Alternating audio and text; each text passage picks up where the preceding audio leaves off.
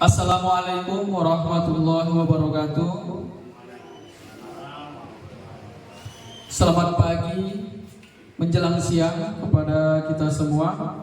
Pertama-tama mari kita ucapkan puji dan syukur kepada Allah Subhanahu wa taala yang mana hingga saat ini masih kita diberikannya kesehatan, kesempatan dan juga keluangan waktu untuk berhadir di sekolah yang kita cintai ini. Dan tak lupa pula salawat bagikan salam kita sampaikan kepada junjungan kita Nabi besar Muhammad SAW. Kiranya kita yang ada di sekolah ini nantinya mendapatkan syafaatnya di kemudian hari kelak. Amin ya rabbal alamin. Yang kami hormati Bapak Kepala Sekolah SD Negeri 11825 PTP 3 Silumajang, dan yang kami hormati Bapak dan Ibu guru yang telah hadir di ruangan ini. Di sini ada beberapa yang ingin kami sampaikan mengenai tata tertib acara kita pada pagi hari ini.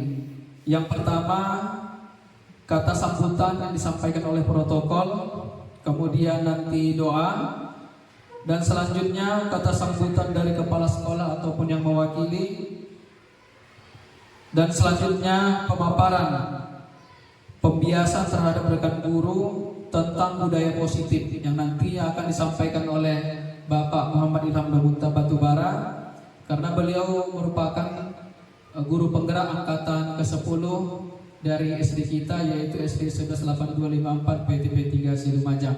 Di sini untuk mempersingkat waktu, selanjutnya acara berikutnya yaitu doa yang akan disampaikan oleh Bapak Juhri Pohan SPDSD. Kepada Bapak kami persilahkan.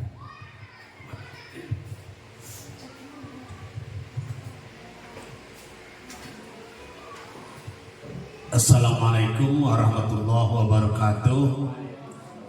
Marilah kita berdoa kepada Allah Subhanahu wa taala, yaitu memohon agar pertemuan kita ini diberkahi olehnya. A'udzubillahi minasyaitonir rajim. Bismillahirrahmanirrahim. Alhamdulillahi rabbil alamin. Wahdahu wassalatu wassalamu ala asrafil anbiya'i wal mursalin wa ala alihi wa sahbihi ajma'in. Allahumma salli wa sallim wa barik ala sayyidina Muhammadin fil awwalin wal akhirin. وصل وسلم وبارك على سيدنا محمد في النبيين والمرسلين. وصل وسلم وبارك على سيدنا محمد في كل وقت وحين. وصل وسلم وبارك على سيدنا محمد في الملأ الأعلى إلى يوم الدين. اللهم أنزل الرحمة والصحة والسلامة والتوفيق والهداية khususan ya Allah guru-guru SD 11825 PTP 3 Silumajang birahmatika ya arhamar rahimin. Allahumma ja'alna jam'ana jam'an marhuma wa tafarraqna min ba'dihi tafarraqan maksuma. Rabbana atina fid dunya hasanatan wa fil akhirati hasanatan wa qina adzaban nar. Wa sallallahu ala sayyidina Muhammadin wa ala alihi wa sahbihi ajma'in. Subhana rabbika rabbil izzati amma yasifun. Wassalamun alal mursalin walhamdulillahi rabbil alamin.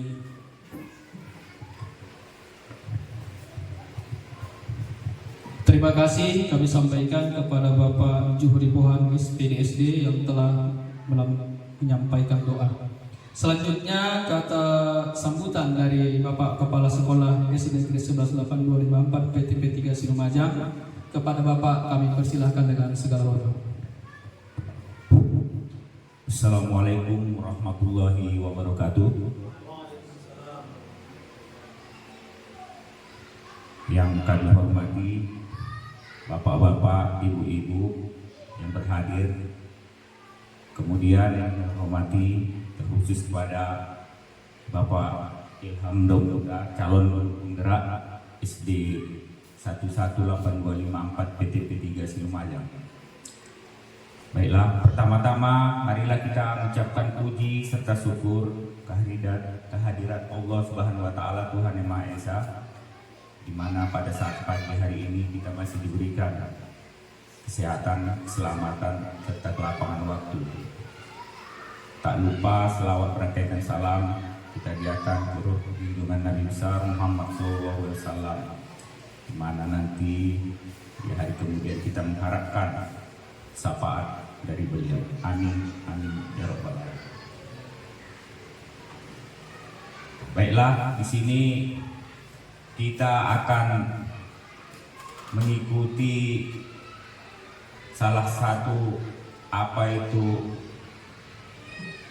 materi yang akan dijabarkan nanti oleh Bapak Ilham, yaitu dalam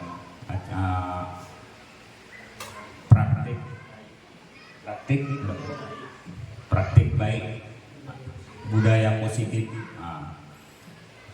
Kita ketahui Bapak ini adalah salah satu dari SD kita untuk mengikuti CGP atau calon guru penggerak.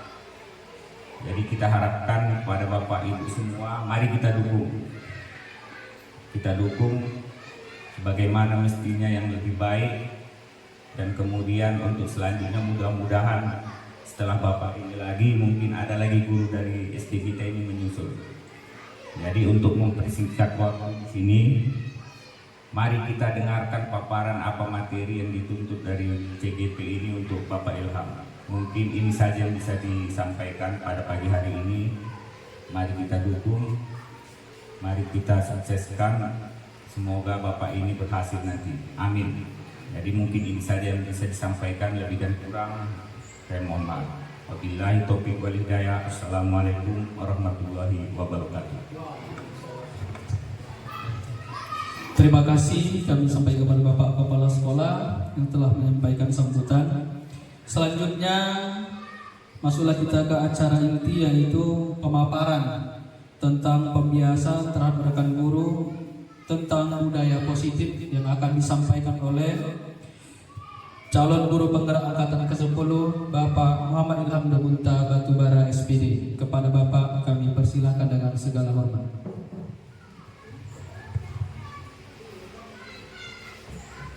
Assalamualaikum warahmatullahi wabarakatuh. Pertama-tama marilah kita panjatkan puji dan syukur kita kepada Allah Subhanahu wa taala, yang mana pada saat ini kita masih diberikannya nikmat berupa nikmat kesehatan, kesempatan dan keselamatan untuk dapat berkumpul di ruangan ini dalam acara praktek baik mengenai budaya positif. Salawat barakah dan salam marilah kita hadiahkan ke hari bahagia kita Nabi besar Muhammad SAW, yang mana kita mengharapkan syafaatnya di yaumil akhir nantinya. Di sini yang saya hormati Bapak Kepala Sekolah SD Negeri 118254 PTP 3 Silumajang, dan yang saya hormati Bapak Ibu Guru di SD Negeri 118254 PTP 3 Silumajang yang telah sudi untuk berada di ruangan ini demi melaksanakan acara ini.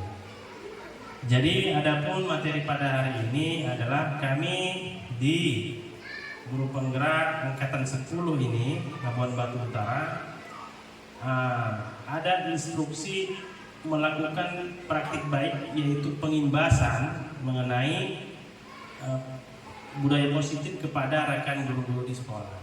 Jadi sebelumnya saya mohon maaf kepada Bapak Ibu Guru.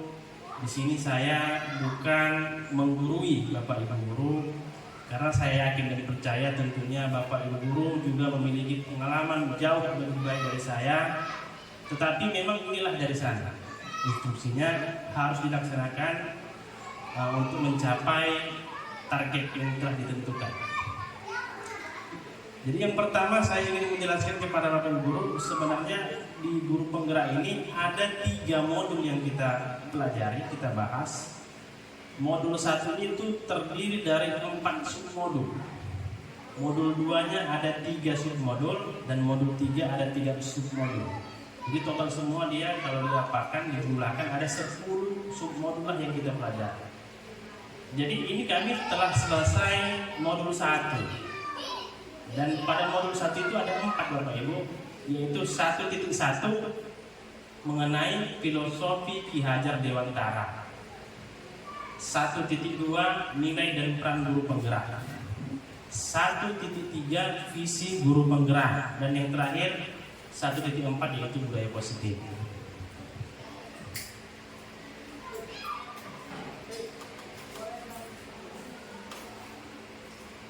Jadi filosofi Ki Hajar Dewantara, menurut Ki Hajar Dewantara, tujuan pendidikan adalah menuntun segala kodrat yang ada pada anak agar mereka mencapai keselamatan dan kebahagiaan setinggi-tingginya, baik sebagai manusia maupun anggota masyarakat.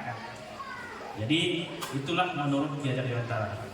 Jadi pendidikan itu kebanyakan mungkin orang tua atau kita juga memandang kalau sudah pendidikan sekolah itu masalah nilai. Yang penting nilainya tinggi, 100, ranking 1 di sekolah. Tapi ternyata bukan itu tujuannya Bapak Ibu. Banyak tujuan yang lain. Mungkin memang ada juga pengetahuannya, kognitif kan. Tapi bukan itu saja. Tapi apa tujuan lain? Agar dia mencapai keselamatan dan kebahagiaan setinggi-tingginya, baik sebagai manusia maupun anggota masyarakat. Artinya setelah mengikuti pendidikan, misalnya dari SD sampai SMA atau sampai universitas, dia bisa menghadapi kehidupan ini dengan seluruh masalah-masalah yang akan muncul mungkin di masa yang akan datang. Itulah tujuan dari pendidikan.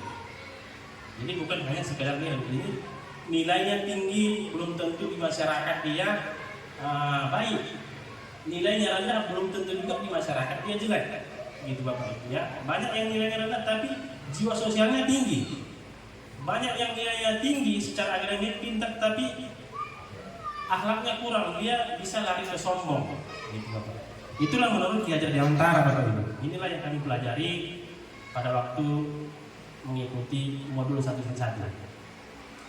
Dari pernyataan Ki Hajar Dewantara, maka guru sebagai seorang penuntun harus memahami nilai-nilai yang dimiliki sebagai seorang pendidik dan menjalankan perannya sebagai seorang guru maupun coach bagi guru yang lain. Jadi memang kita pun sebagai guru, kita harus memahami nilai-nilai apa yang harus kita miliki sebagai seorang guru agar kita bisa melakukan pendidikan, pembelajaran di kelas berjalan dengan baik. Selanjutnya, apa itu nilai-nilai guru penggerak? Jadi nilai-nilai yang kita pahami itu sebagai pendidik, yang pertama adalah berpihak pada murid. Kita harus melihat murid itu apa saja kebutuhannya. Karena ada murid ini dia kebutuhan yang satu dengan lain berbeda. Ada dia hobinya olahraga, hobinya menyanyi, ada yang hobinya berhitung, ada hobinya menggambar, kan macam-macam. Itu dan harus kita pahami sebagai seorang guru. Kemudian kita harus inovatif, harus mengikuti zaman. Perangkat penyampaian materi itu harus yang menarik, menimbulkan hal-hal baru dalam pembelajaran. Kemudian kolaboratif, ini yang sangat penting Bapak Ibu. Termasuk inilah yang kita laksanakan saat ini, berkolaborasi dengan rekan guru dan kepala sekolah. Jadi ada pun guru penggerak Bapak Ibu di sekolah tersebut, tetapi kalau tidak ada kolaboratif kerjasama antara kepala sekolah dengan guru yang lainnya, maka guru penggerak itu tidak akan sanggup untuk menjalankan visi guru penggerak nantinya. Tentunya harus ada dukungan dari rekan-rekan guru, terutama adalah kepala sekolah.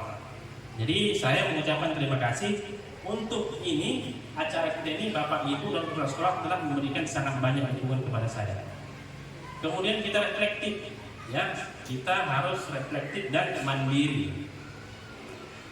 Betul, inilah dia nilai dari guru penggerak.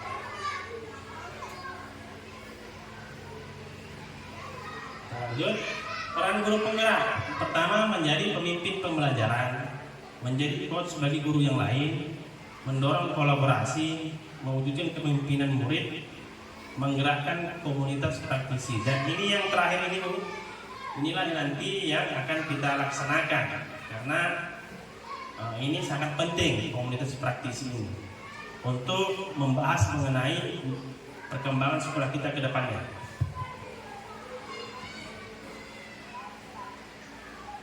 Visi guru penggerak, ini tadi visinya Bu ya. Dalam mewujudkan sebuah harapan murid di masa depan, seorang pendidik perlu merumuskan sebuah visi dengan menggunakan langkah yang disebut dengan metode apresiatif inquiry. Dengan tahapan kerja yang meliputi buat pertanyaan, ambil pelajaran, gali mimpi, jabarkan rencana, dan atur eksekusi. Budaya positif, inilah dia modul 1.4 Bapak Ibu. Dari tahapan bagian tersebut akan muncul pembiasaan-pembiasaan positif yang disebut dengan budaya positif.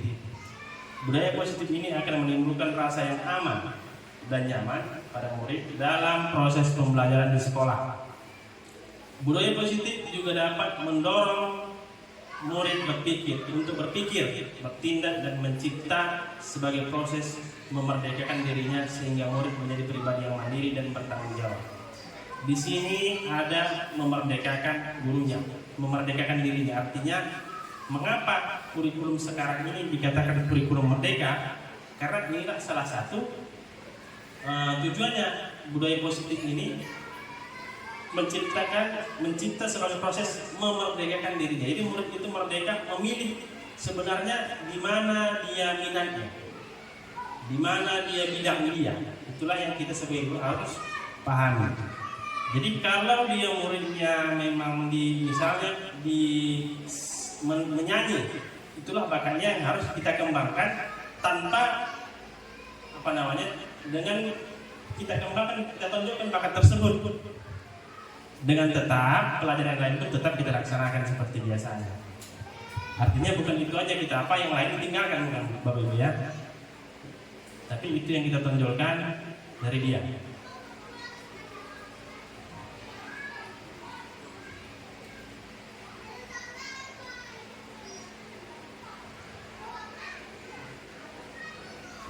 Jadi konsep-konsep inti yang telah saya pelajari di modul 1.4 budaya positif adalah, jadi yang setelah saya pelajari di modul 1.4 ini yang pertama adalah disiplin positif.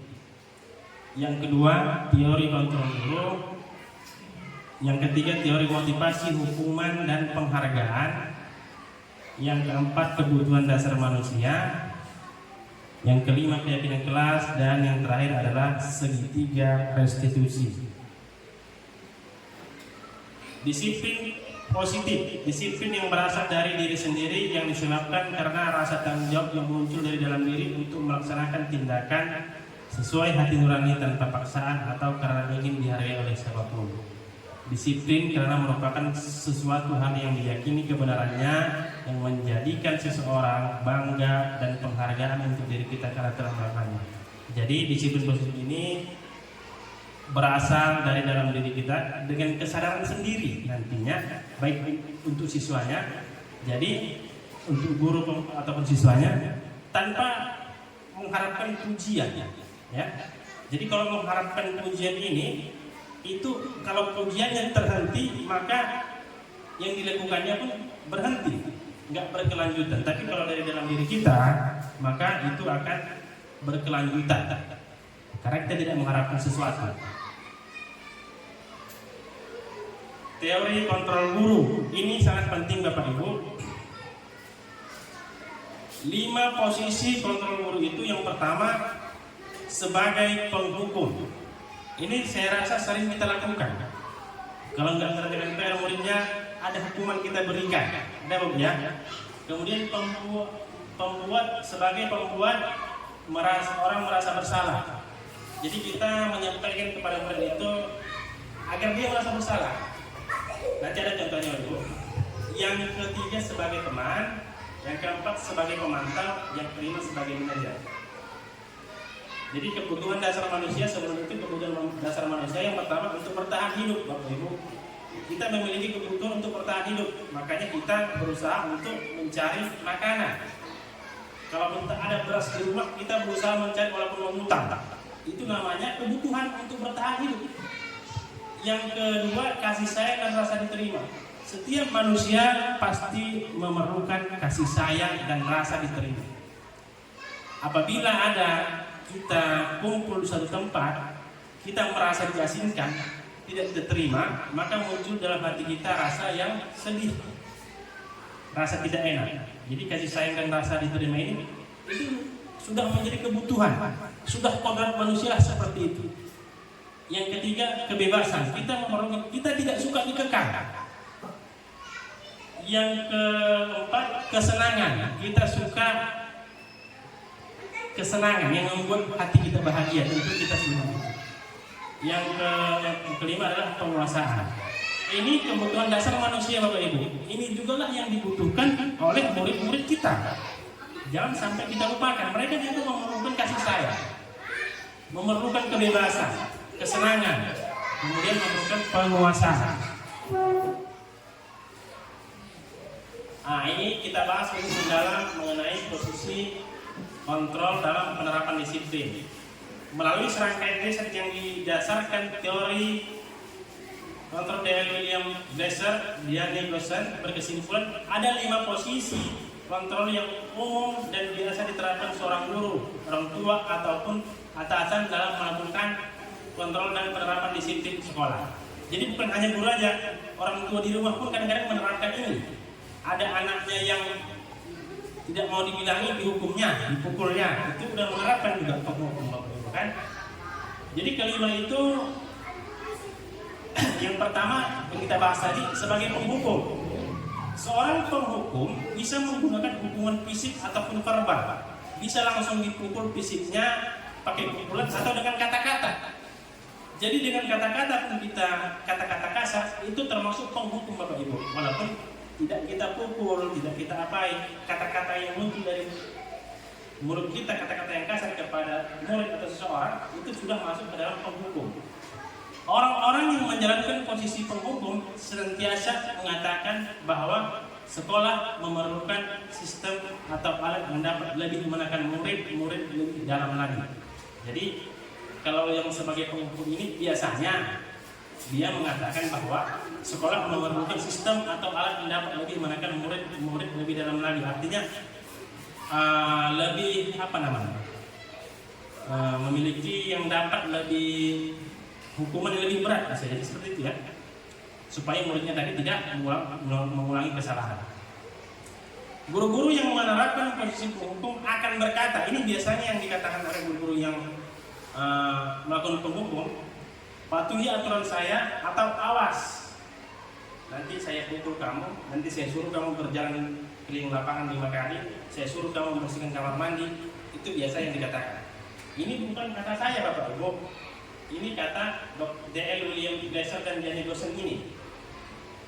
Kamu selalu saja salah.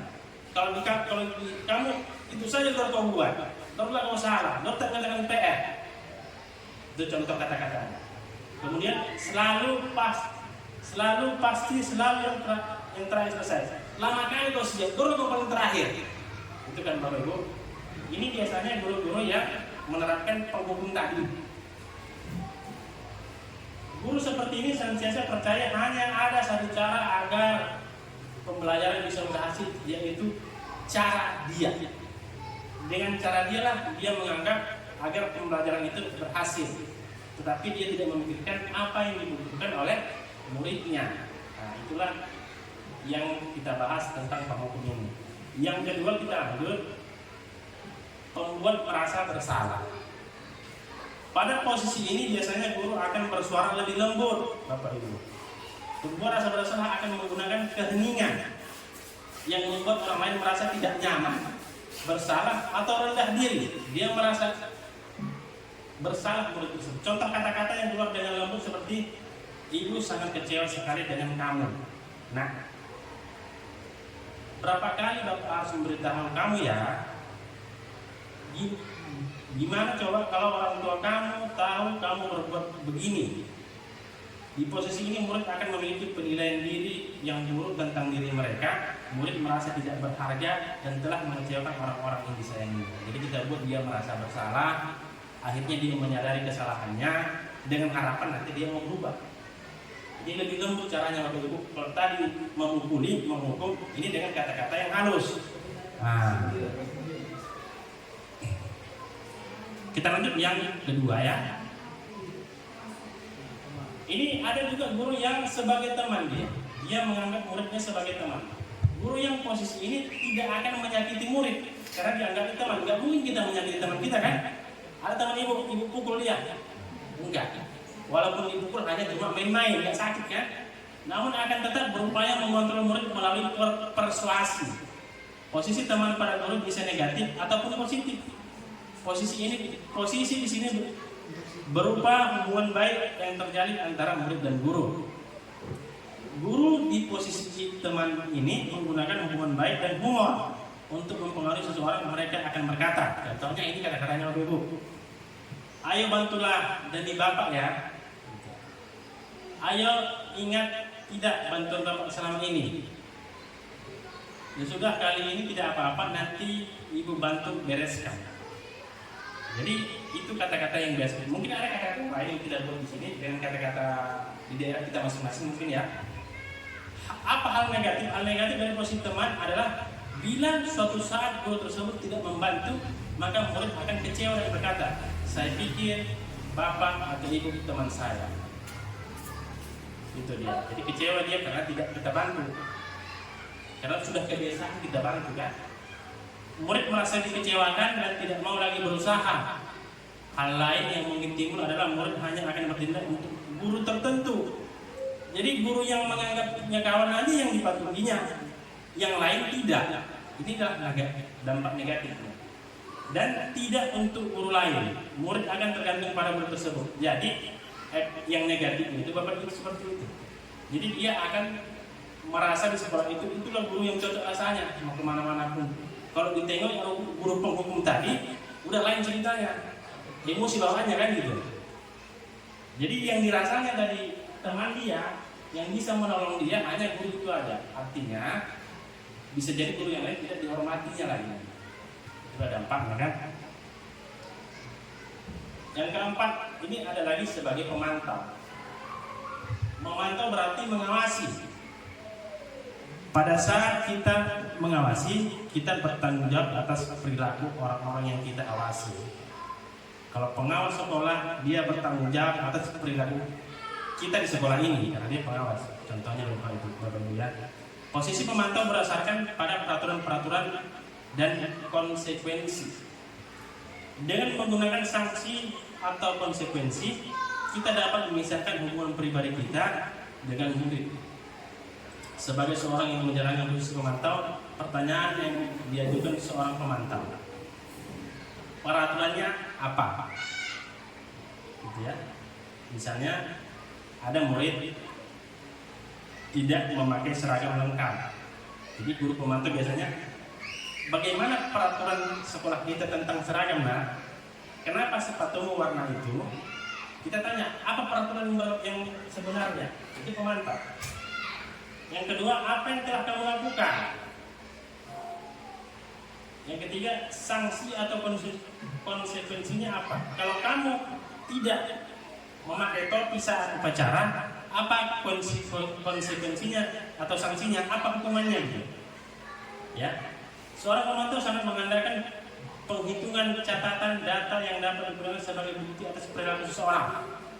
Posisi ini akan menggunakan stiker slip catatan daftar chat. Jadi biasanya ini banyak catatannya. Misalnya, contohnya hari Senin murid-murid yang tidak memakai topi dicatat. Senin depan dipantau lagi, dia berubah enggak? Masih tidak pakai topi atau masih sama, dipanggil lagi. Dia memantau perkembangan setelah yang pertama dipanggil, apa perkembangan selanjutnya, itulah yang dipantau. Posisi pemantau sendiri berawal dari teori stimulus respon yang menunjukkan tanggung jawab guru dalam mengontrol murid. Bapak Ibu. Yang kelima, ini yang terakhir, sebagai manajer. Manajer adalah posisi di mana berbuat sesuatu bersama dengan murid,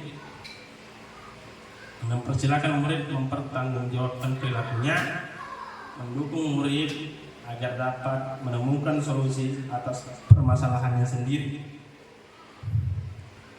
Seorang manajer telah memiliki keterampilan di posisi teman maupun pemantau, dan dengan demikian bisa jadi waktu tertentu kembali kepada kedua posisi tersebut bila diperlukan. Jadi seorang manajer, dia sudah memiliki keterampilan atau kemampuan, dia sebagai posisi yang sebagai teman atau sebagai pemantau pada yang kita bahas sebelumnya. Namun bila kita menginginkan murid kita menjadi manusia yang merdeka, mandiri dan bertanggung jawab, maka kita perlu mengacu pada restitusi yang dapat menjadikan murid kita seorang manajer bagi dirinya sendiri. Di manajer, murid diajak untuk menganalisis kebutuhan dirinya maupun kebutuhan orang lain. Di sisi penekanan, di sini penekanan bukan pada kemampuan membuat konsekuensi, namun dapat berkolaborasi dengan murid sebagai bagaimana memperbaiki kesalahan yang ada. Seorang manajer akan berkata apa yang kita yakini. Kembali ke keyakinan kelas, apa yang kamu meyakininya. Jika kamu meyakininya, apa kamu bersedia memperbaikinya? Jika kamu memperbaiki ini, hal ini akan menunjukkan apa tentang dirimu, apa rencana kamu untuk memperbaiki hal ini. Jadi memang ini lebih formal dia kalau seorang manajer itu, karena bagaimana manajer-manajer di perusahaan dengan karyawannya yang bersalah itu beginilah caranya, ya. Yang pertama, dia menanyakan keyakinan orang tersebut atau siswa tersebut ke seorang guru. Tugas seorang manajer bukan untuk mengatur perilaku seseorang, bukan, ya. Kita membimbing murid untuk dapat mengatur dirinya. Jadi tujuannya adalah supaya murid tersebut bisa mengatur dirinya sendiri. Seorang manajer bukannya memisahkan murid dari kelompoknya, tapi mengembalikan murid tersebut ke kelompok dengan lebih baik dan kuat, karena bisa tadi mengatur dirinya sendiri. Bisa jadi dalam praktik penerapan disiplin sehari-hari kita akan kembali ke posisi teman atau pemantau, karena murid yang ditangani belum siap diajak berdiskusi atau diundang melakukan restitusi. Namun perlu disadari tujuan akhir dari 5 posisi kontrol yang seorang guru adalah pencapaian posisi manajer, di mana posisi ini telah murid dapat menjadi pribadi yang mandiri, merdeka, bertanggung jawab atas segala perilaku dan sikapnya, yang pada akhirnya dapat menciptakan lingkungan yang positif, nyaman dan aman. Jadi Bapak Ibu, itulah 5 tadi posisi kontrol kita sebagai guru. Jadi saya ingin bertanya sama Bapak Ibu, dari 5 ini kira-kira menurut Bapak Ibu yang mana yang baik kita lakukan di sekolah ini? Jadi yang 5 ini memang legal, tidak dipermasalahkan, yang mana kita pakai boleh saja. Cuman di antara yang 5 ini kan tentunya ada yang kita rasa oh ini kayaknya lebih baik dari yang ini, gitu kan? Kira-kira ada yang Bapak Ibu rasa yang mana yang kira-kira? Ada 5 tadi: penghukum, pembuat orang merasa bersalah, sebagai teman, pemantau atau manajer. Bapak Ibu, saya persilakan, ada yang mau menjawab? Kita pilih aja kira-kira yang mana kira-kira yang bagus kita terapkan di kelas. Inilah nanti yang mau kita apa supaya bebas saja kita pilih, karena memang kelimanya ini resmi oleh sebagai pemukul asal tidak memiliki batas tertentu, ya kan? Ada yang mau menjawab? Yang mana kira-kira? Kayaknya mau Diana dari tadi udah mau menjawab. Ini aja salah satu. Bilang aja. Atau kriteria ibu di kelas yang mana yang ibu terapkan? Iya. Dia enggak. Iya. Ini bagaimana? Saya sih Dia mau.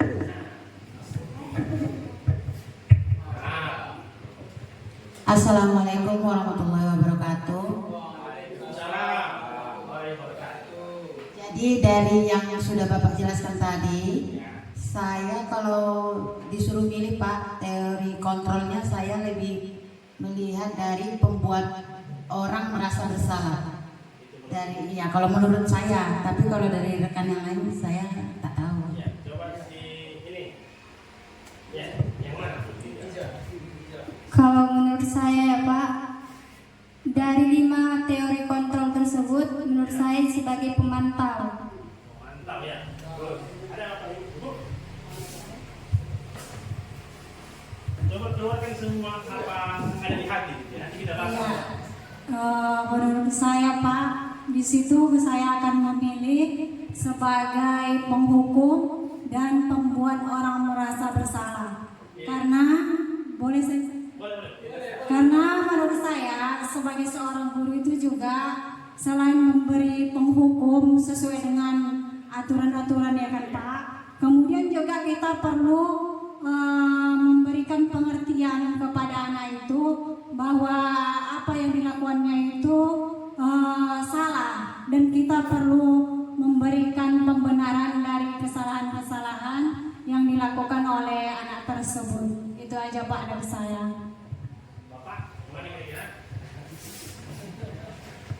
Oke, itulah pendapat kita mengenai yang mana yang lebih baik teori kontrol yang kita gunakan.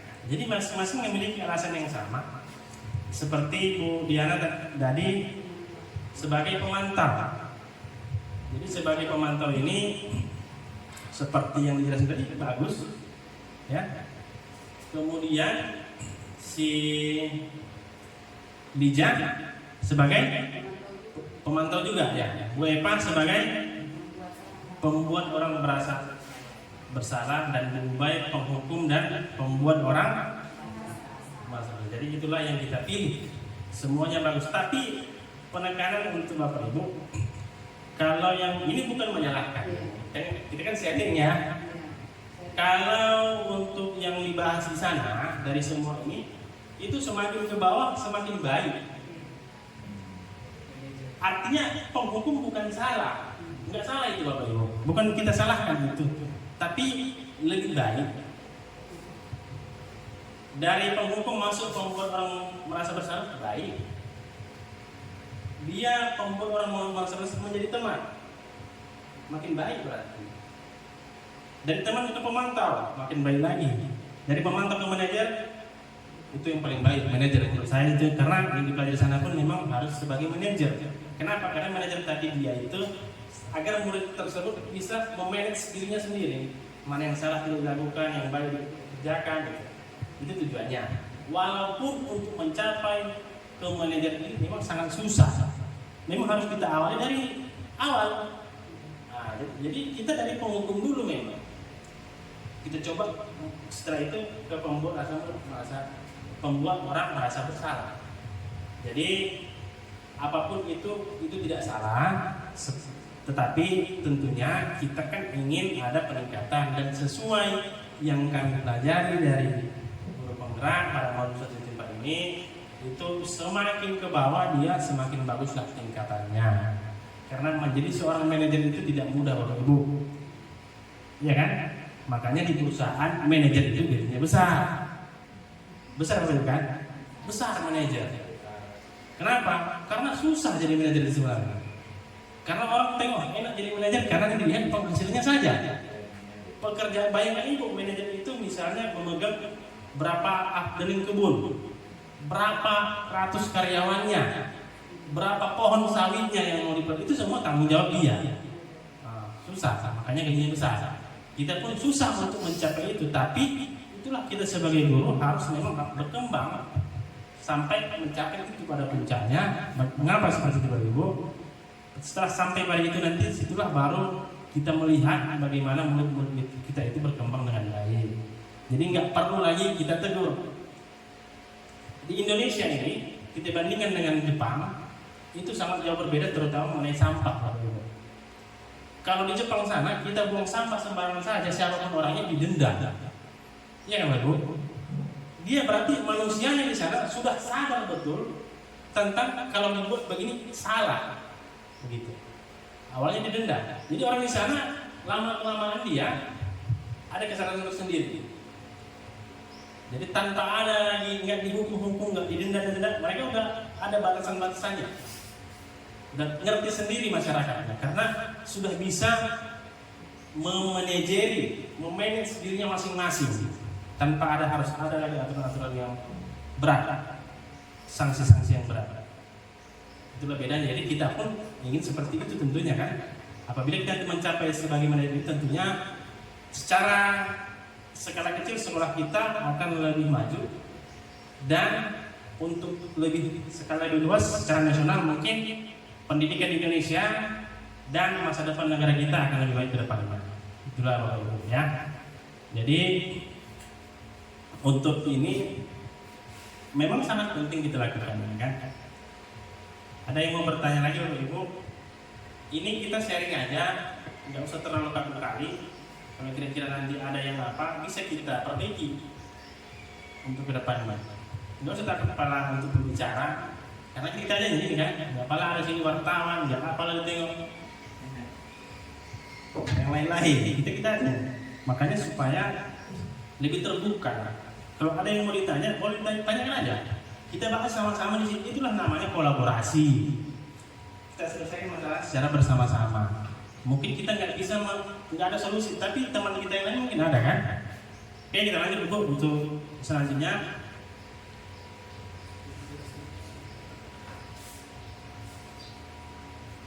Masuk kita restitusi dalam penerapan disiplin di sekolah. Jadi restitusi dalam konteks penerapan disiplin di sekolah mengacu pada upaya memperbaiki hubungan dan pemulihan yang melibatkan siswa, guru, dan staf sekolah. Restitusi dalam konteks penerapan disiplin di sekolah mengacu pada upaya memperbaiki hubungan dan pemulihan yang melibatkan siswa, guru, staf, dan sekolah. Artinya semua terlibat di sini. Siswa, guru, staf sekolah. Untuk apa? Memperbaiki hubungan pemulihan. Kalau pemulihan, kenapa dibilang pemulihan? Berarti sebelumnya ada yang sakit. Kalau nggak ada yang sakit, nggak mungkin dipulihkan. Artinya ada yang kurang baik pada waktu itu mau kita buat lebih baik lagi dengan cara dipulihkan. Nanti bagaimana supaya lebih baik lagi. Konsep ini tidak hanya berfokus pada hukuman dan sanksi, tetapi juga pada pemahaman, pertobatan, dan pemulihan hubungan yang mungkin terganggu oleh perilaku yang melanggar aturan sekolah. Dalam penerapan disiplin yang berorientasi restitusi, tujuannya adalah untuk mengajarkan siswa tanggung jawab, dan akibat dari tindakan mereka ini juga memberikan siswa kesempatan untuk memperbaiki kesalahan mereka dan menjadi anggota yang lebih baik dalam komunitas sekolah. Itulah dia Bapak Ibu ya. Lanjut. Teori motivasi, hukuman, dan penghargaan. Teori motivasi itu apa saja Bapak Ibu? Yang pertama, untuk menghindari ketidaknyamanan atau hukuman. Yang kedua, untuk mendapatkan imbalan dan penghargaan dari orang lain. Yang ketiga, untuk menjadi orang yang mereka inginkan dan untuk menghargai diri sendiri dengan nilai kebajikan yang kita percayai. Itulah teori motivasi, hukuman, dan penghargaan. Ya, ini dia Bapak Ibu. Ini tadi ada disinggung sedikit keyakinan kelas. Keyakinan kelas merupakan sebuah ketetapan atau aturan kelas yang telah disepakati dan telah dijelaskan bersama apa dampak yang akan diterima jika di kesepakatan tersebut dilanggar.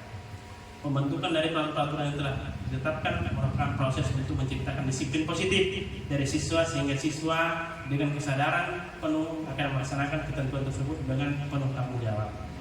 Jadi Bapak Ibu, kami ini memang masalah keyakinan kelas ini kita di kelas itu, di kelas kita ini biasanya ini cocok kali momennya ini di awal tahun ajaran baru.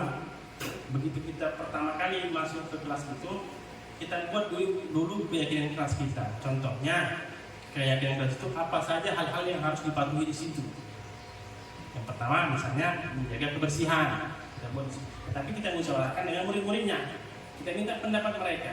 Bagaimana pendapat kamu supaya sekolah kita, kelas kita ini aman, nyaman, damai untuk belajar nantinya. Jadi biasanya yang banyak muncul adalah menjaga kebersihan. Artinya tidak ada lagi sampah nanti yang dibuat di dalam meja lah, berserahan di situ. Bagaimana kalau dilanggarnya? Ada konsekuensi yang akan diterimanya. Misalnya apalagi jujur itu bagaimana? Tidak mencontek. Orang mencontek itu berarti tidak jujur, karena dia tidak hasil dari kerja sendiri. Contohnya seperti itu, Bapak. Apa hal yang kira-kira membuat kelas itu nanti nyaman? Tapi Bapak Ibu, jangan menggunakan kalimat-kalimat negatif. Kalimat negatif itu atau kata negatif itu kata yang menggunakan tidak, jangan. Contohnya jangan buang sampah sembarangan. Itu nggak boleh. Tetaplah menggunakan kalimat yang positif. Kalau jangan membuang sampah sembarangan berarti membuang sampah pada tempatnya, ya kan? Atau menjaga kebersihan, sama itu kan? Jadi buatlah kalimat. Kalau bisa kalimat ini yang banyak kali, paling banyak 3 kata: membuang, menjaga kebersihan, disiplin, ya kan? Itulah. Tapi kita ambil dulu apanya? Semuanya dari siswa, kita ambil pendapatnya masing-masing dulu, apa kira-kira yang mau dimasukkan. Setelah kita ambil, baru kita telah satu-satu. Kalau dia misalnya tidak mau sampah sembarangan, Bu, katanya, kita perbaiki katanya atau kalimatnya, kalimat yang positif. Ataupun kita ambil, kadang-kadang pendapat ini sama yang ini sama, anak yang satu sama satu lagi sama, hanya saja kalimat yang digunakan mereka berbeda, ya. Kita jelaskan di situ. Ini udah masuk ke sini, masuk ke sini. Jadi itulah keyakinan kelas.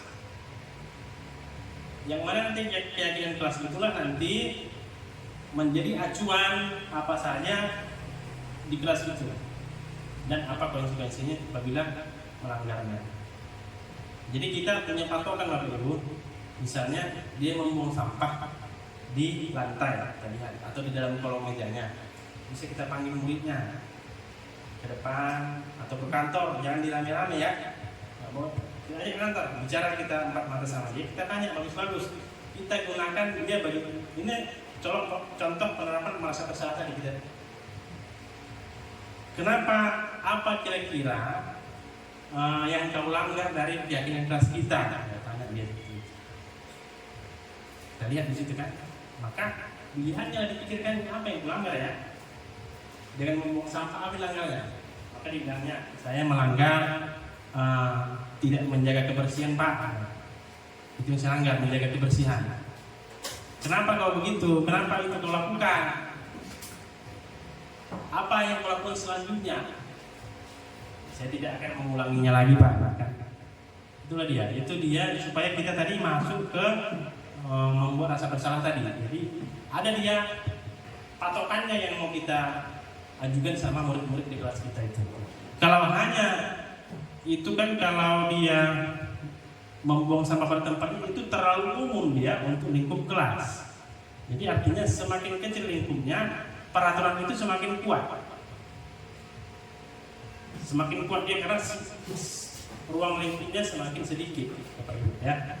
Oke. Inilah harapan kita nanti kita terapkan di kelas kita masing-masing. Terlanjut ya. Segitiga restitusi.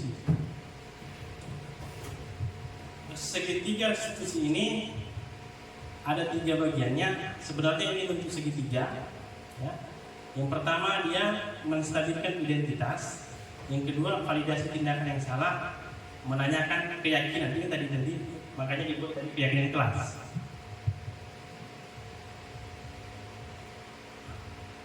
Perubahan apa yang terjadi pada cara berpikir Anda dalam menciptakan budaya bersih di kelas maupun sekolah Anda setelah mempelajari. Jadi inilah perubahan yang terjadi pada cara berpikir saya adalah sebagai seorang pendidik dalam menghadapi tindakan siswa yang tidak sesuai dengan nilai-nilai kebajikan universal adalah dengan memposisikan diri sebagai manajer dan menggunakan tahapan-tahapan dari segitiga diskusi untuk membuat anak mengetahui bagaimana seharusnya mereka bertanggung jawab dari tindakan mereka dengan penuh keyakinan dan rasa tanggung jawab.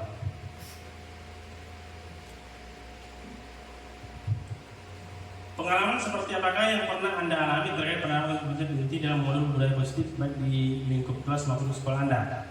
Dalam menempatkan diri, saya sebagai manajer di kelas, saya berusaha untuk lebih mendalami kebutuhan apa yang sebenarnya siswa cari. Setiap melakukan tindakan tentu agar dapat membangun budaya positif yang memotivasi siswa untuk berpikir kritis. Jadi semuanya saling berhubungan Bapak Ibu ya. Jadi kita harus memahami kebutuhannya. Saya mengajak teman sejawat untuk bersama-sama memecahkan setiap masalah yang muncul dari tindakan yang dilakukan siswa, setidaknya memposisikan diri sebagai teman dan manajer.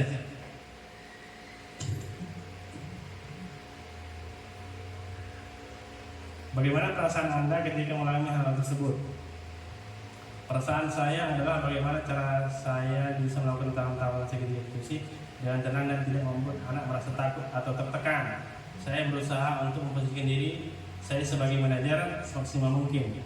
Dengan berbagai pertanyaan saya mengajak siswa untuk mencari solusi dari setiap permasalahan dan bagaimana siswa dapat mengembangkan pribadi sesuai dengan kebajikan yang mereka yakini dan mempertanggungjawabkan semua tindakan yang dengan rasa ikhlas bukan karena paksaan dari siapapun.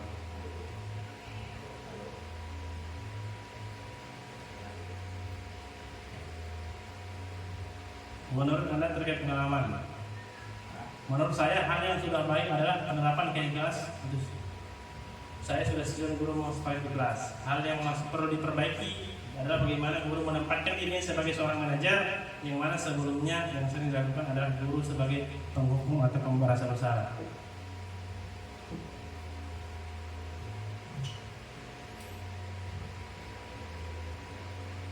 Selain konsep-konsep yang disampaikan di modul ini, hal-hal yang menurut saya penting untuk dipelajari dalam proses menciptakan budaya positif baik di kelas maupun sekolah. Hal-hal yang menurut saya penting adalah bagaimana pihak-pihak yang terkait dengan lingkungan sekolah ikut berkontribusi langsung dengan pengembangan dan kebiasaan dalam menerapkan budaya positif di sekolah. Karena langkah-langkah yang kita ambil dalam memberikan disiplin positif pada siswa sangat berpengaruh dengan kolaborasi teman sejawat dan siswa yang mencapainya. Jadi memang yang pertama itu adalah adanya kerjasama, kolaborasi atau kontribusi antara sesama guru, sesama warga sekolah, guru, staf, bersekolah dan juga muridnya, siswa ya. Jadi itulah Bapak Ibu pemaparan saya hari ini. Ada yang mau menyampaikan, bertanya, boleh ditanyakan. Kita diskusikan. Masalah keyakinan kelas Bapak Ibu, ada yang mau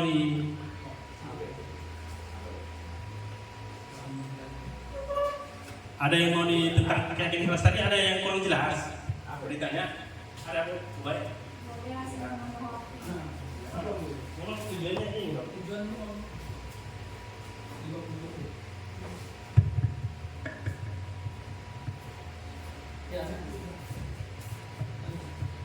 Ya, terima kasih atas kesempatan yang telah Bapak berikan. Dari pemaparan Bapak tadi, keyakinan kelas itu dari penjelasan Bapak cukup jelas memang.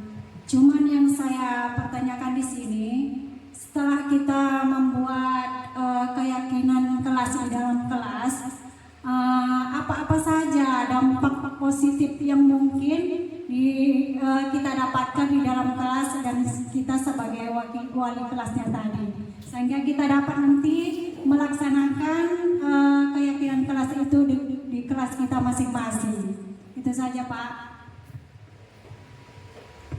Ya, terima kasih Ibu Bu Ubaya. Jadi apa saja nilai positif atau dampak positif yang baik. Jadi yang pertama, dengan keyakinan kelas tadi kan awalnya kita membentuknya bersama-sama dengan siswa. Artinya itu keputusan yang kita musyawarahkan dari bersama. Jadi dia tidak sepihak. Dan pendapatnya kita kutip dari siswa. Jadi kalau sudah seperti itu, tentunya apabila ada nanti yang tidak menaati keyakinan kelas yang kita sepakati bersama, kita bisa lebih mudah untuk memberikan nasihat ataupun seperti tadi menanyakan sebagai teman atau sebagai pembuat rasa bersalah tadi, kita bisa menanyakannya. Artinya ada patokan kita di situ. Ini yang harus kita lakukan di kelas. Jadi kalau ada yang tidak melakukan, coba lihat keyakinan kelas kita. Apa yang melanggar? Apa yang nggak melakukan? Jadi ada dia patokannya gitu. Yang pertama itu. Yang kedua, dampak positifnya itu keuntungannya adalah dengan adanya keyakinan di kelas itu, tentunya itu kan impian kita, impian kita bagaimana kelas kita itu supaya lebih nyaman, damai, tentram saat melakukan pembelajaran. Jadi apabila ada yang melanggar nantinya, mungkin awal-awalnya itu banyak melanggar, banyak melanggar, kita panggil, apakah kita tergantung apakah penghukum, sebagai manajer, sebagai yang 5 tadi, selalu kita lama-lama nanti setelah memahami itu keyakinan kelas, tentunya nggak ada lagi, makin sedikit, 1 orang, 2 orang, makin berkurang, akhirnya tercapailah tujuan kita dari kelas yang nyaman, tertib, damai, sehingga kalau udah nyaman, gurunya pun rajin di kelas, nggak penting dia kalau ribut berkelahi, gurunya pun saya rasa masak lokal ya kan. Tapi kalau damai, semua muridnya di situ penuh dengan senyuman, ya kan? Mengikuti pelajaran pun nilainya tentu akan tinggi. Sopan sama Bapak Ibu. Kadang-kadang memang murid ini ada juga yang etikanya nggak ada kan? Itu kan tugas kita tadi. Jadi ada patokannya. Jadi ada patokan seperti itu ketika ada murid yang tidak beretika di situ, dia terbentuk di situ, bisa kita panggil. Ada Pak, ini kita sudah kemarin kita telah membuat kesepakatan bersama-sama, termasuk kamu gitu kan. Tapi mengapa ini kamu langgar? Gitu. Nah, jadi ada patokan. Saya rasa itulah jawaban dari. Atau ada guru yang lain mau menambahkan? Karena tentunya saya sebagai guru bukan tahu semuanya. Saya juga masih belajar. Ada yang mau menambahkan boleh?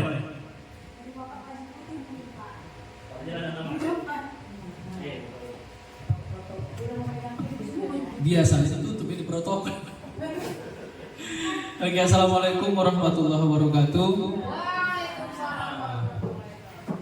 Terima kasih kepada Bapak Muhammad Ilham Damunta Batubara telah memberi kesempatan kepada saya. Di sini saya bisa dikatakan menambah sedikit lah mengenai tentang segitiga keyakinan kelas dulu ya. Keyakinan kelas tadi Bapak Ibu yang setelah saya pelajari juga ya. Iya, keyakinan kelas tadi itu berhubungan erat dengan segitiga restitusi. Jadi setelah keyakinan tadi memang dilanggar siswa, itu pasti seperti disampaikan Bapak Ilham tadi. Pertama kali kita buat kesepakatan kelas tadi atau keyakinan kelas tadi, siswa itu memang banyak melanggar. Solusinya apa? Segitiga restitusi lah solusinya.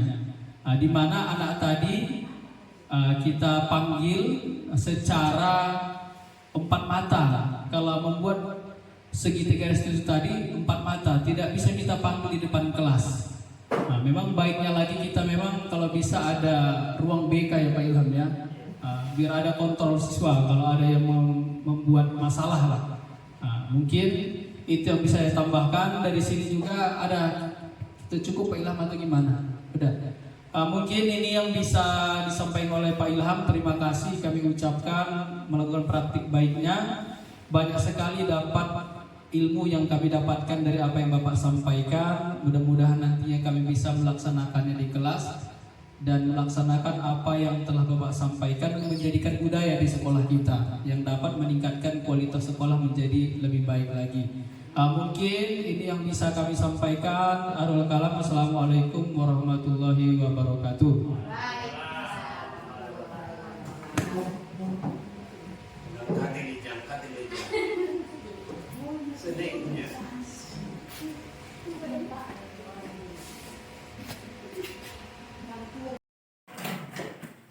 Assalamualaikum warahmatullahi wabarakatuh. Waalaikumsalam warahmatullahi wabarakatuh. Bagaimana kabarnya anak-anak Bapak semuanya? Sehat. Ada kita semua di kelas clear ya. Oke. Sekarang di sini Bapak akan atau kita akan membahas keyakinan kelas kita, ya. Apa? Keyakinan kelas. Sebelum kita bahas itu, Bapak jelaskan dulu kepada kalian apa itu keyakinan kelas. Jadi, keyakinan kelas itu adalah sebuah kesepakatan yang kita buat bersama-sama mengenai apa saja hal-hal yang harus kita patuhi di kelas kita saat belajar. Ya, kita menggunakan misalnya contohnya apa yang kita lakukan di dalam kelas ini yang harus kita lakukan, yang kita sepakati. Yang pertama, misalnya contoh membuang sampah pada kita sepakati bersama. Ya, mungkin banyak. Yang pertama misalnya tadi kan membuang sampah pada tempatnya kan, atau ada yang lain tambah lagi. Ini boleh banyak. Boleh banyak, boleh 5, 6, berapa, boleh banyak. Ada lagi kira-kira Pak? Menyapu kelas. Menyapu kelas, berarti membersihkan kelas. Atau melaksanakan piket, ya kan? Ada lagi? Ada lagi kira-kira? Siapa yang boleh ajukan aja? Misalnya lagi jujur. Arti jujur tidak boleh mencontek ya. Jadi kita pada kesepakatan kelas keyakinan kelas ini kita harus menggunakan kalimat yang positif. Tahu kalimat positif? Jangan harus tidak menggunakan kalimat kata negatif. Kata negatif misalnya jangan, tidak. Jadi nggak boleh digunakan di sini ya. Harus yang positif. Misalnya kalau jangan mencontek berarti kita buat apa? Harus jujur. Karena orang yang mencontek berarti dia tidak jujur kan? Soalnya jawabnya bukan dari hasil dicari sendiri tapi nyontek dari kawan. Coba yang lain apa lagi yang di kelas kita ini? Apa lagi kira-kira yang mau kita buat apa aja untuk keyakinan kelas ini? Mau ditambahkan? Apa misalnya lagi? Yang pertama membuang sampah pada tempatnya. Yang kedua melaksanakan piket, membersihkan kelas kan. Yang ketiga jujur. Ada yang lain? Boleh diajukan. Misalnya apa lagi? Nah. Ada? Menghormati guru dan teman lainnya. Apa namanya? Saling menghormati. Saling menghormati.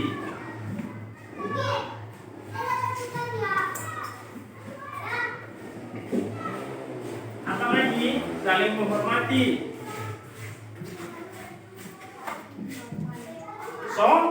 Iya betul, kita harus sopan. Pakai pakaian perempuan yang sopan. Pakai jilbab. Roknya panjang, tangan panjang, itu namanya sopan, ya kan? Laki-laki pakai baju yang rapi. Sekolah kancing bajunya dikancing, jangan terbuka. Itulah contohnya. Jadi inilah kesepakatan kelas kita, ya. Ini kita sepakati bersama-sama. Kita yang menyebut kesepakatan kita tadi kita tentukan bersama-sama kan. Ini harus kita bersama-sama juga kita laksanakan. Apabila nanti ada yang tidak melaksanakannya, contohnya dia membuang sampah di lantai atau sampahnya dibuangnya di dalam mejanya, banyak bapak lihat seperti itu kan. Artinya dia sudah melanggar keyakinan kelas nomor berapa? Nomor 1. Ada nanti konsekuensinya. Ada hukuman yang akan kita berikan bersama-sama juga ya.